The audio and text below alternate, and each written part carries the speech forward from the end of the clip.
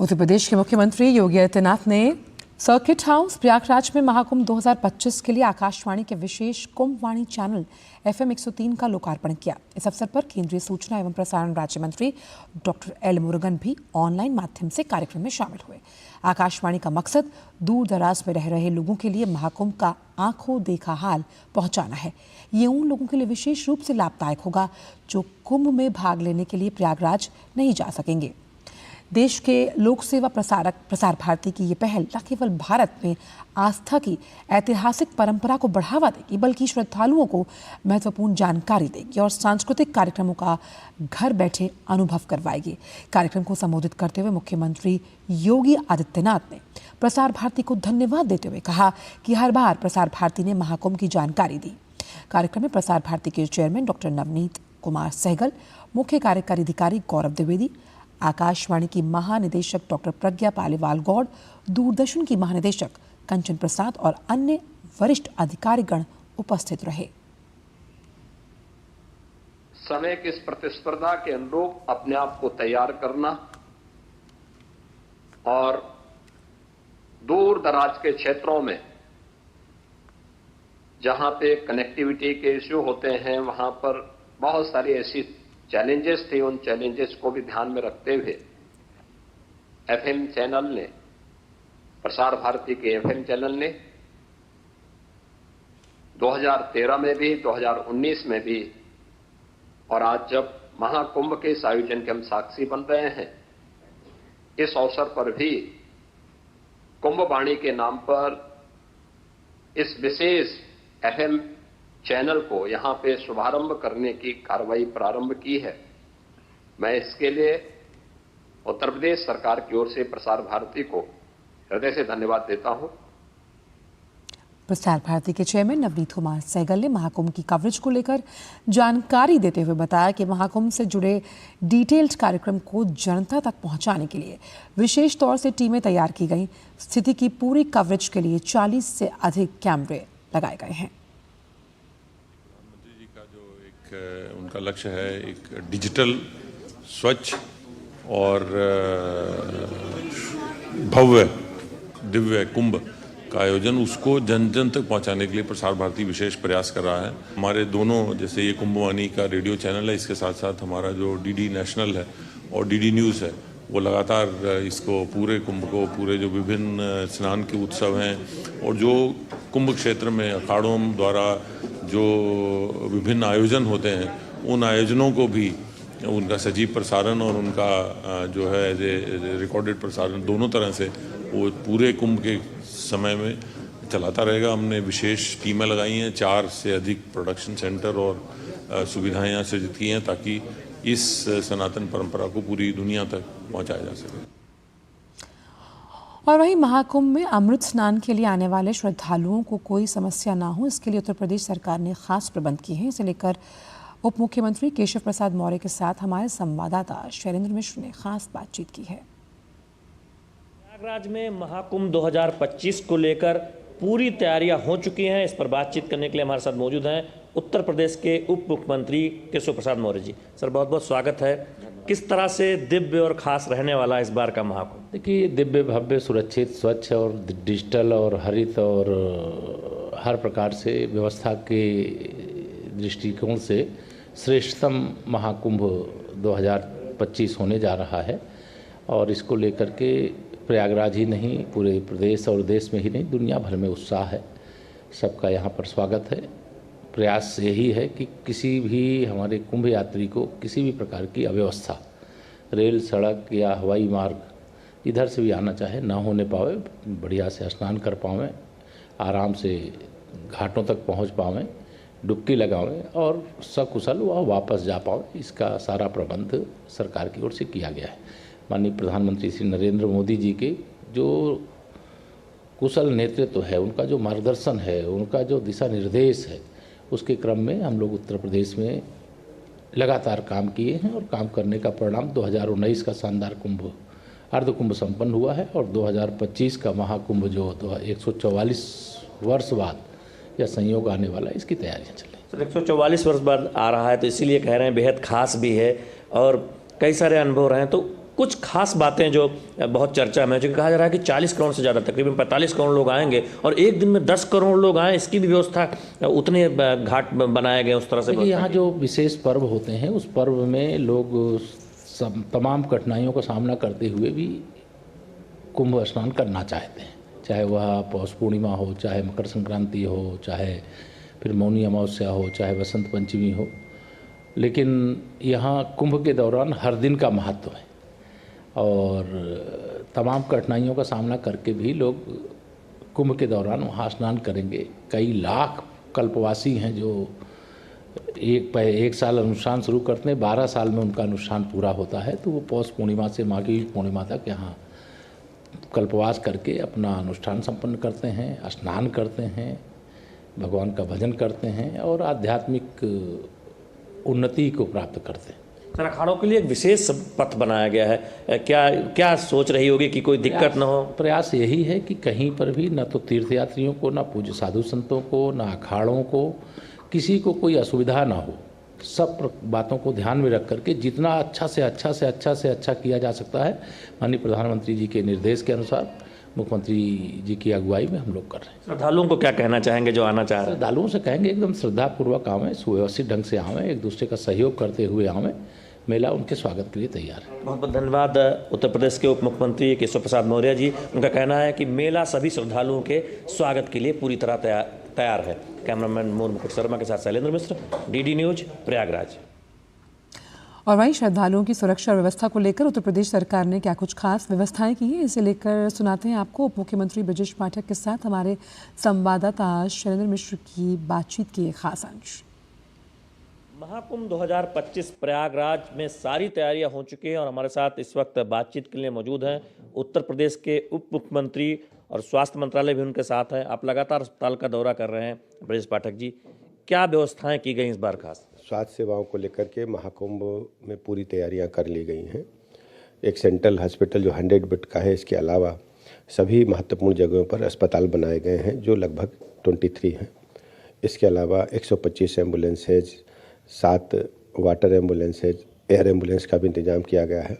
आसपास के सभी अस्पतालों के, जो बड़े अस्पतालों के बेड्स को आरक्षित किया गया, जिनकी संख्या लगभग 6000 है। गंभीर रोगों से निपटने के लिए आसपास के सभी कैथ लैब से हमने MOU साइन किया है। किसी भी स्थिति निपटने के लिए हमारी सरकार पूरी तरह से तैयार है। मेला जो स्थल है, मेला वहाँ पर परिसर में जो अस्पताल बनाया गया, उसमें कौन कौन सी सुविधाएं हैं? में सभी प्रकार की जो सुविधाएं हैं, ICU भी है और हमारी बहनों के लिए जो प्रसव की व्यवस्थाएं भी, अभी 3 बच्चों का जन्म अस्पताल में हो चुका है, जिनका कुंभ और गंगा इस प्रकार का नाम रखा गया है। और जो गंभीर रोगी हैं उनकी भी सारी व्यवस्था हमारे पास है। एक और सवाल हम देखते हैं, जब कुंभ आते हैं तो बड़ी संख्या में नेत्र सर्जरी होती है, उसके लिए देखिए तो संस्थाएं आगे आती हैं। एक बहुत बड़ा नेत्र चिकित्सालय, नेत्र कुंभ का भी आगाज गत वर्षों की बात हो रहा है। विचार परिवार नेत्र कुंभ बहुत लंबे समय से महाकुंभ परिसर में लगाता रहा है, पिछली बार भी लगा था और इस बार बड़ी संख्या में नेत्र रोगियों को निःशुल्क इलाज मिलेगा। बड़ी संख्या में मोतियाबिंद के ऑपरेशन होंगे तथा अन्य जो नेत्र के विकार हैं उनको भी व्यवस्थित ढंग से इलाज करने का काम नेत्र कुंभ के माध्यम से किया जाएगा। बहुत बहुत धन्यवाद उप मुख्यमंत्री ब्रजेश पाठक। उनका कहना है कि पूरी तैयारी की गई है स्वास्थ्य सुविधाओं का, जहाँ तक सवाल है महाकुंभ 2025 में, और साथ ही साथ जो आसपास के अस्पताल हैं उनको भी जोड़ा गया है प्रयागराज शहर के, और उस लिहाज से भी पूरी तैयारी चाक चौबंद की गई है महाकुंभ के मद्देनजर। कैमरामैन मोर मुकुट शर्मा के साथ शैलेंद्र मिश्र, डीडी न्यूज, प्रयागराज। सनातन धर्म में महाकुंभ का विशेष महत्व माना जाता है और इस बार महाकुंभ का शुभ संयोग 144 वर्षों के बाद बना। क्या है ये शुभ संयोग और इसका क्या महत्व है, इसे लेकर वैष्णवों के सबसे बड़े संप्रदायों में से एक रामानंदी संप्रदाय के संत अरुण दास से खास बातचीत की हमारे संवाददाता शैलेंद्र मिश्र ने। महाकुंभ 2025 के लिए देश भर से साधु संतों का जमावड़ा हो रहा है प्रयागराज में। हमारे साथ रामानंदी संप्रदाय के संत अरुण दास जी महाराज मौजूद हैं। महाराज जी, आपके संप्रदाय के लिए कितना महत्व रखता है ये महाकुंभ, क्या भूमिका रहती है? आज जगतगुरु रामानंदाचार्य भगवान ने एक बात आरंभ में कही कि जात पात पूछे नहीं कोई, हरि को भजे सो हरि का हो। क्योंकि रामानंदा संप्रदाय का मूल ही यही है कि हम लोग जात पात में नहीं जाते, जो भगवान का भजन करता है वो भगवान का ही होता है।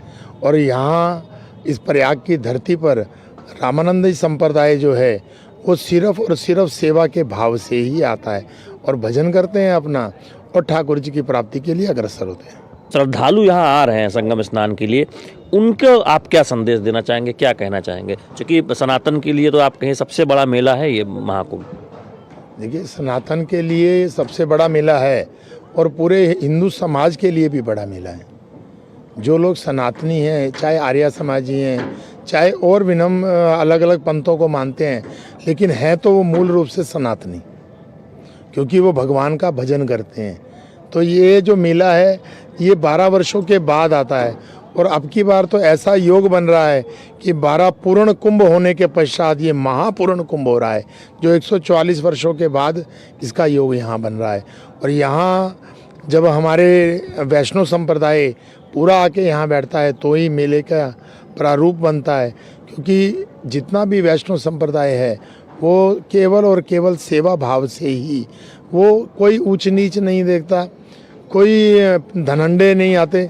अगर यहाँ कोई धनंडे भी आया है तो वो भी उस सेवा में लगा है। महाराज जी, जब महाकुंभ होता है तो अक्सर चर्चा होती है कि अमृत स्नान की जो तारीखें हैं, आप मौनी अमावस्या को हम देखते हैं बहुत बड़ी संख्या में श्रद्धालु आते हैं, तो इसका क्या महत्व है, अगर थोड़ा सा बताएं दर्शकों को, लोग जाने। देखिए, जब सागर मंथन हुआ, देवताओं और असुरों ने मिलकर इस सागर को मथा और मथने के पश्चात अनेकों अनेक रत्न निकले, हलाहल भी निकला और उसके पश्चात अमृत भी निकला। और जब अमृत निकला तो देवताओं और असुरों के बीच के अंदर विवाद उत्पन्न हो गया कि अमृत का पान पहले हम करेंगे।